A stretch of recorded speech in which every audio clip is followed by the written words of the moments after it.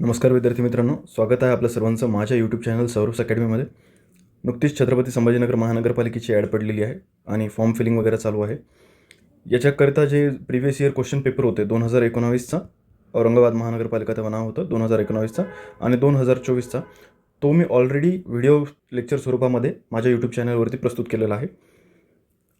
आपण आता या सेशनमध्ये एस ए आणि R C C structural analysis आणि आर सी सीचे काही क्वेश्चन बघणार आहेत, जे की अतिसंभाव्य आहेत, येण्याची शक्यता आहे.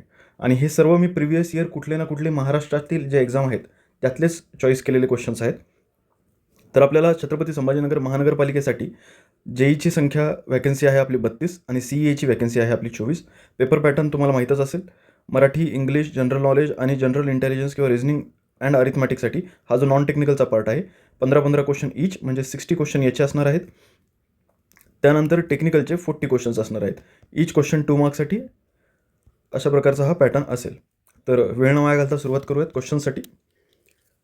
पहिला क्वेश्चन आहे, the number of independent equation to satisfied the static equilibrium in space structure is. Space स्ट्रक्चरसाठी किती असतात तर 6 इक्विलिब्रियम इक्वेशन्स असतात. Summation of in X direction 0, summation in Y direction 0, summation in Z direction 0. त्याच्यानंतर moment in summation of moment in X direction, summation of moment in Y direction, summation of moment in Z direction. अशा पद्धतीचे 6 reactions जे असतात त्या स्पेससाठी असतात. जर plain फ्रेमसाठी किंवा 1D frame 2D फ्रेमसाठी जर विचारलं असतं तर 3 हे त्याचं आन्सर असतं. नेक्स्ट क्वेश्चन बघूयात आपण. The degree of static indeterminacy of the rigid frame having 2 internal hinges as shown in the figure below. आता हा स्टॅटिक इंडिटर्मिनन्सी कॅल्क्युलेट करण्याचा क्वेश्चन आहे. तर इथे 3 रिॲक्शन असतील, त्या कॅन्सल झाल्या कारण की आपण -3 करतो नंतर रिॲक्शन. त्याच्यानंतर इथली एक रिॲक्शन उरली, बॉक्स आहे म्हणून इथं 3 आणि इथं 3, इथं 3 आणि इथं 3 रिॲक्शन्स येतील. आणि हिंजेस असल्यामुळे इथे फोर्स रिलीज होईल -1 आणि -1. ज्यांचा अभ्यास झालेला आहे त्यांना माहिती मी काय सांगतोय, कारण की आता पूर्ण कसं सॉल्व्ह करायचं ते एक्सप्लेन करणं तर शक्य नाही ते. तर 3 आणि 3 6 आणि इथला 1 म्हणजे 7 आहे. 7 - 1 2, so it is 5. So answer should be D. This is your answer. Next question बघू. Which of the following statically determinate structure is a statically determinate structure. Propped cantilever beam नाही, त्याच्यानंतर कंटिन्युअस बीम नाही, 3 hinged arches yes, it is the correct answer. कारण की इथे 2 reaction येतात, इथे 2 reaction येतात, 4 रिॲक्शन झाल्या आणि एक force release. 4 reaction -3 equilibrium condition -1 force release, so it will be 0. So it is statically determinate structure. Exam point मी इथे इन्क्लूड केलेले आहेत, ते रीड करून घ्या. अति इम्पॉर्टंट आहे ते. The degree of static indeterminacy of a rigid joint space frame is 6m + r - 6j. याचा एक पुढं जोडा लावा म्हणून पण मी प्रश्न इन्क्लूड केलेला आहे, त्याच्यात मी तुम्हाला एक्सप्लेन करेल. त्याच्यानंतर value of kinematic indeterminacy and statically indeterminacy for fixed beam respectively 0-3. आता हे क्वेश्चनच आहेत, हे क्वेश्चनचे सोल्युशन स्वरूपातच डायरेक्ट 1 लायनरमध्ये दिलेलं आहे. पण जर फिक्स्ड बीम असेल या ठिकाणी तर याच्यामध्ये रिॲक्शन 3 असतात आणि त्याच्यामुळं 3 reaction -3 equilibrium conditions is equals to 0, it will be statically determinate. आणि फिक्स्ड बीम जे की कायनॅमेटिकली याची जी डिग्री ऑफ मोमेंट आहे ते 3 या साईडला अलाव करतं, म्हणून कायनॅमेटिक इंडिटर्मिनन्सी जी आहे ती 3 असेल. ठीक आहे, नेक्स्ट क्वेश्चन बघू. 2 hinged parabolic arch of span 1 meter and rise h carries a load varying from 0 at the left to W per unit run at the right end. The horizontal thrust is. So याचे जे basic फॉर्म्युले आहेत ते लर्नच केलेले पाहिजेत. आता इथं काही solve करणं शक्य नाही एवढं मोठं हॉरिझॉन्टल थ्रस्टसाठी, बट याचा बेसिक फॉर्म्युला मला माहिती आहे आणि याचा आन्सर डी आहे. जर हेच जर पूर्ण कंप्लीट UDL असलं असतं तर याचाच बेसिक फॉर्म्युला जो असता तो WL²/8h असता. हा साधा बेंडिंग मोमेंटचा फॉर्म्युला आहे, फक्त h त्याला मल्टिप्लाय करायचं, हाईट त्याला मल्टिप्लाय करायची आणि हीच हॉरिझॉन्टल थ्रस्ट असते. एक्झाम पॉईंट एकदा पॉज करून रीड करून घ्या. हा अति महत्त्वाचा पॉईंट आहे. If the span and dip of parabolic cable are L and H respectively, then the length of the cable is approximately equal to. हे याच्यावरती न्यूमेरिकल सुद्धा फ्रेम होतात. नेक्स्ट क्वेश्चन बघूयात. The pitch of truss is ratio of. हा same question तुम्हाला steel स्ट्रक्चरमध्ये पण भेटेल की पिच ऑफ ट्रस्ट म्हणजे काय. So it is height by length. So height to स्पॅनचा रेशो जो असतो त्यालाच पिच ऑफ ट्रस्ट असं म्हणतात. इथं पण एक्झाम पॉईंट आहेत. याच्यामध्ये depending on the transmission of load joints bridges are called deck type. म्हणजे कम्प्लिटली जे 1 लायनर क्वेश्चन जे बनू शकतात आणि ऑप्शनमध्ये त्याच्यामध्ये वेगवेगळे सेट केलेले असतात. फॉर एक्झाम्पल एखादं न्यूमेरिकल असेल किंवा एखादं 1 लायनर क्वेश्चन किंवा डायरेक्टली डेटा क्वेश्चन असेल तर ते इम्पॉर्टंट पॉईंट जे आहेत ते मी इथे इन्क्लूड केलेले आहेत. पॉज करा, रीड करा आणि या व्हिडिओच्या डिस्क्रिप्शनमध्ये सुद्धा मी याची PDF देणार आहे, तिथून पण तुम्ही डाउनलोड करून रीड करू शकता. नेक्स्ट क्वेश्चन आहे the force in EC member of trust shown in the figure below is. याचा जो आहे त्याच्यामुळं हात अलाव करण्याने हॉरिझॉन्टल रिॲक्शन, इकडची हॉरिझॉन्टल रिॲक्शन अलाव होईल, वरतून येणारे लोड्स इथं रिॲक्शन देतील. तर याच्यामध्ये बेसिकली याला खालनं काहीच सपोर्ट नाही आहे जो की याला अपोज करेल किंवा याचा जो लोड येणार आहे तो वरतून घेणार आहे, त्यामुळे याला 0 फोर्स असेल याच्यामध्ये, या मेंबरमध्ये. यालाच आपण 0 फोर्स मेंबरसुद्धा म्हणतो. तर नेक्स्ट क्वेश्चन आहे the nature of force develop in a member running inclined from centre to tie beam. Running from centre to tie beam incline हा मेंबर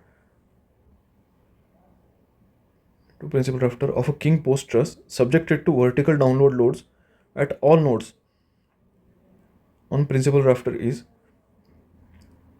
तर हा जो येणारा लोड आहे हा इकडे डिस्ट्रीब्यूट होईल आणि हा या पॉईंटपासून इकडे आणि इकडे डिस्ट्रीब्यूट होईल. सो या मेंबरमध्ये जो फोर्स येणार आहे तो जनरली कंप्रेसिव्ह असेल, कंप्रेसिव्ह लोड. आणि इथं त्यांनी एक्सप्लेनेशन दिलेलं आहे this is the truss web member in which force is to find there will be compression load will be developed when load is on the vertical node. So compressive is the right answer.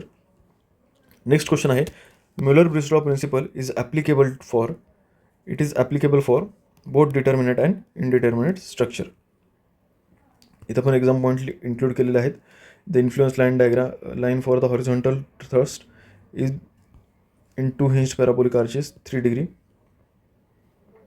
Parabolic. त्याच्यानंतर influence line diagram for bending moment for determining the structure is linear.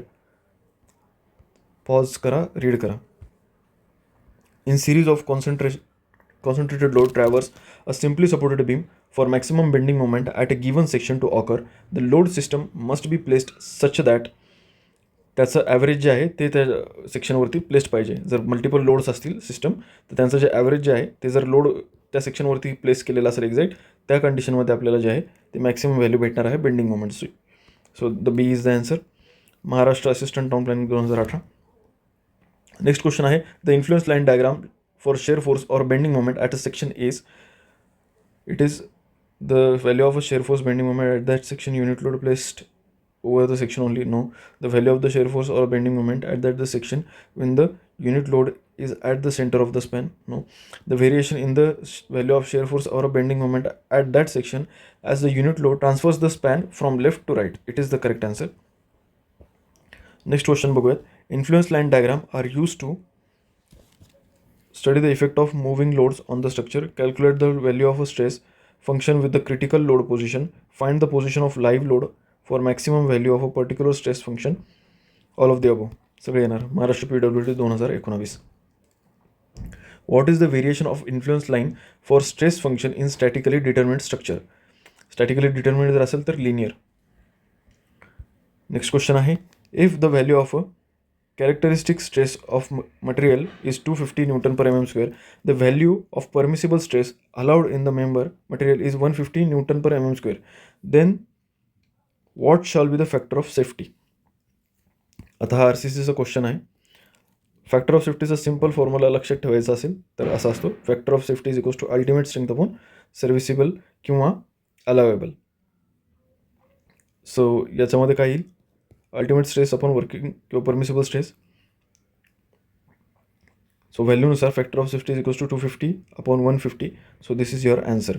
Factor of safety is 1.67. Next question बघूया. Poisson's ratio for a concrete remains constant, increases with richer mixes, decreases with richer mixes or none of the above. So याचा answer आहे B increases with richer mixes. Poisson's रेशोवरती बरेच question येतात. जर तुमचा अभ्यास proper झालेला असेल तर तुम्हाला माहीत असेल सॉईल मेकॅनिक्समध्ये वेस्टरगार्ड्स आणि बॉसनिक्स इक्वेशन किंवा त्यांच्या थ्योरीज दिलेल्या आहे. हे दोन्ही पण इक्वेशन किंवा थ्योरीज जे आहेत त्या पॉयझन्स रेशोच्या इन्फ्लुएन्सपासून प्रभावित होत नाहीत. त्यांच्यामध्ये पॉयझन्स रेशोचा काही रोल येत नाही. असे रिलेशन लक्षात ठेवायचे वेगवेगळ्या सब्जेक्टची. नेक्स्ट क्वेश्चन आहे the formwork of RCC slab up to span 4.5 metre can be removed after. So this is the answer C. 7 days. इथं चार्ट इन्क्लूड केलेला आहे. जर स्पॅन 4.5 मीटरपेक्षा जर जास्त असता तर 14 दिवस ठेवणं गरजेचं होतं त्याचा फॉर्मवर. बट स्पॅन 4.5 मीटरच्या कमी आहे तर 7 डेज इट इज ओके. आणि त्याच्यानंतर बीम अँड आर्चेससाठी जास्त असेल तर 21 दिवस, कमी असेल तर 14 दिवस. हा टेबल प्लीज लर्न करून घ्या. याच्यावरती बरेच क्वेश्चन फ्रेम होतात. या ठिकाणी मी बहुतेक क्वेश्चन इन्क्लूड करायचं विसरलो आहे, पण इफेक्टिव्ह लेंथवरती क्वेश्चन असेल, मे बी पुढं असेल, मी एक्सप्लेन करतो. तर इफेक्टिव्ह लेंथ जे आहे त्या IS कोडनुसार या लर्नच करायचे आपल्याला, थेरॉटिकल आणि रिकमेंडेड व्हॅल्यूज. नेक्स्ट क्वेश्चन बघू. The effective length of column in RCC building frame as per IS 456 is independent of the load acting on the frame. म्हणजे हे जे पण तुम्हाला दिलेले आहेत या ठिकाणी इफेक्टिव्ह लेंथ किंवा वेगवेगळ्या कंडिशनसाठी, एंड कंडिशनसाठी, जसं की इथं फिक्स्ड आहे, इथं फिक्स्ड आणि वन साईड हिंज्ड आहे, अशा पद्धतीचे या सर्व व्हॅल्यूजला लोड ॲक्टिंग ऑन द फ्रेमपासून ह्या इन्फ्लुएन्स होत नाहीत. किती पण लोड ॲक्ट होऊ द्या कॉलमवरती, या व्हॅल्यूज चेंज होणार नाहीत. Next question. The ratio of tensile strength to compressive strength of concrete increases with age, decreases with age, remains constant, none of the above. Decreases with age. This is your answer. जर आपण जेव्हा design करतो तेव्हा आपण practically कॉन्क्रीटची compressive स्ट्रेंथच assume करत असतो, जेवढी पण आपल्याला अज्युम करायची, त्याला आपण कॅरेक्टरिस्टिक स्ट्रेंथ पण म्हणतो. बट आपण टेन्साईल स्ट्रेंथ जी आहे ती डायरेक्टली 0 अज्युम करतो लिमिट स्टेटमध्ये. तर यांचं म्हणणं असं आहे की tensile strength to compressive strength जो रेशो आहे तो कंप्रेसिव्ह स्ट्रेंथ इन्क्रीज होते टाईमच्या हिशोबाने, आणि जे टेन्साईल स्ट्रेंथ आहे तो डिक्रीज होतो. तर या पद्धतीनं जो आहे डिक्रीज विथ एज आहे. जर त्यांनी हाच ratio compressive strength with tensile strength असं जर विचारलं असतं तर आन्सर ए झालं असतं. या ठिकाणी लक्षात ठेवणं गरजेचं आहे. तर नेक्स्ट क्वेश्चन आहे मॅच द फॉलोइंग. त्याच्यामध्ये आपल्याला एक्सपोजर कंडिशनसाठी वेगवेगळ्या मॅच करायचे. तर concrete is continuously under water, so it is a moderate condition.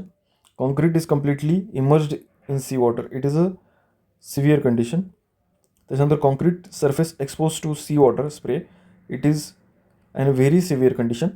Surface of concrete member in a tidal zones, it is the extremely severe condition. So option should be D. या ठिकाणी मी table include केलेलं आहे. यामध्ये वेगवेगळ्या mild, moderate, severe, very severe आणि extreme कंडिशन्सच्या condition दिलेल्या आहेत. त्याच पद्धतीनं इम्पॉर्टंट आहे की आपल्याला मिनिमम कवर त्या कंडिशनमध्ये किती द्यायचं आहे आणि मिनिमम ग्रेड ऑफ RCC किती द्यायचं आहे. हा टेबल अति इम्पॉर्टंट आहे, याच्यावरती बरेच क्वेश्चन फ्रेम होतात. नेक्स्ट क्वेश्चन बघूयात आपण. Which of the following statement is not correct. Clear cover to reinforcement for mild exposure shall neither be less than the diameter of the bar or nor the less than the following. So reinforcement in the column severe कंडिशनसाठी विचारले ना, sorry mild exposure कंडिशनसाठी विचारले.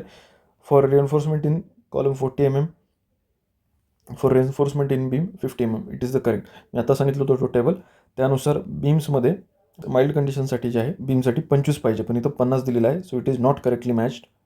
So this is the answer B. Maharashtra Aurangabad MNC 2019. अति important question आहे हा. Which of the following limit states are covered under the limit state serviceability. So it is D, both deflection and cracking.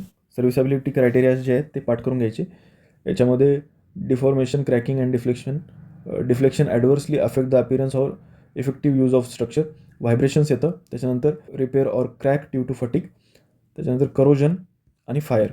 या सर्व ज्या conditions आहेत त्या limit state सर्व्हिसॅबिलिटीच्या अंडरमध्ये include होतात. Next question बघूयात.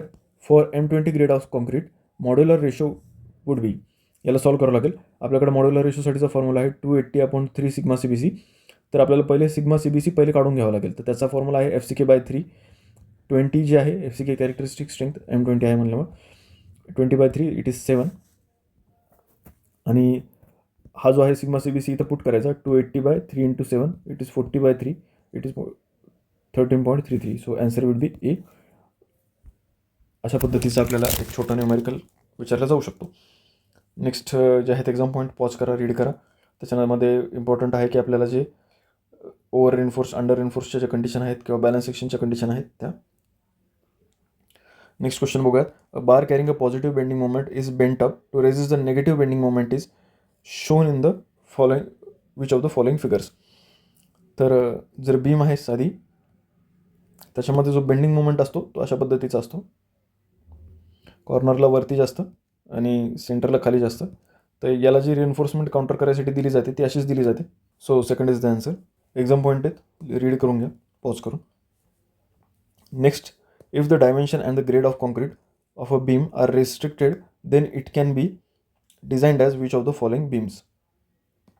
सो इन दॅट केस जर डायमेन्शनच restrict केलेले आहेत पण आपल्याला स्ट्रेंथ वगैरे तेवढीच पाहिजे, in that case we can go for the doubly reinforced section. Next question आहे, for the structural member dead load is 20 kN, live load is 12 kN, what will be its design load as per limit state collapse philosophy. So आपल्याकडे हा table आहे. याच्यामध्ये आपल्याला माहिती आहे जर dead load आणि लाईव्ह लोडची जर कंडिशन असेल सो बोथ त्यांना फॅक्टर ऑफ सेफ्टी 1.5 वापरायचा आणि तेच या क्वेश्चनमध्ये इथं इन्क्लूड केलेलं आहे. Dead load plus live load is equals to 1.5 times of the dead load live load. So 20 + 12 it would be 32 multiply by 1.5 it is 48 kN. Easy question. Next question बघू आपण. Which of match the following list. Serviceability, shear key, shrinkage, concrete spalling. Serviceability कोणती आपण आत्ताच बघितली होती, deflection. त्याच्यानंतर share की कधी प्रोव्हाइड करतात, जिथं स्लायडिंग होऊ नये म्हणून. श्रिंकेजमुळं काय तयार होतं, श्रिंकेजमुळं क्रॅकिंग होऊ शकते आणि कॉन्क्रीट स्पेलिंग जे आहे ते करोजनमुळे होऊ शकते. जर रेन्फोर्समेंट करोड झाली तर त्याच्या खालचं जे कॉन्क्रीट आहे ते त्याचे तुकडे असे पडतात, स्पॅल होऊन खाली पडतं. So your answer is B. Next question बघूयात आपण.